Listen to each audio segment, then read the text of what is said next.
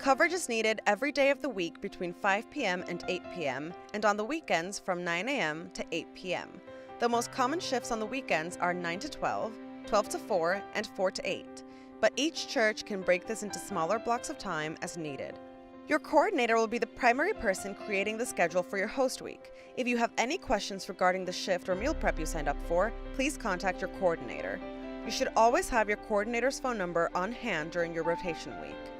A host can fulfill their volunteer duties alone, in pairs, or come with a child if supervised appropriately. Youth groups are welcome with advance notice to staff. Volunteers are welcome to park in the driveway.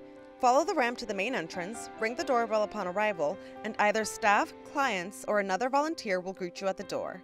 If no one answers the door, please contact your coordinator. As you enter the shelter, look for the sign-in log. Enter your name, time of arrival, and affiliated organization. As you exit the building at the end of your shift, please make sure to sign out.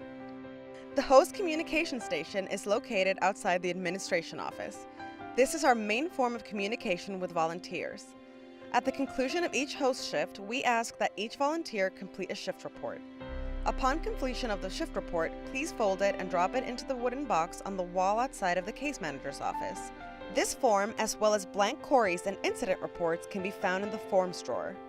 You will also see that each host group has its own drawer which contains the volunteer handbook, emergency telephone numbers, and the MIHN philosophy of care. Meals are brought in by volunteers so that we can ensure that no one goes hungry. Prior to your rotation week, please be sure to discuss with your coordinator the meal you plan to cook so that it doesn't get repeated. The meal should include a protein, a grain, and a veggie or a fruit. Dessert and drinks are optional. Disposable containers are encouraged, but personal containers are welcome. Personal containers should be taken with you at the end of your shift. If a personal container is left behind, it will be stored during your rotation week on the small blue counter between the two tall cabinets. Meal preparation and cooking on site is not permitted. However, rewarming food using the oven, stove, or microwave is allowed. There are no sharp knives or scissors available at the shelter. Volunteers may bring their own if needed to serve the meal, but we ask that it remain secured and away from children.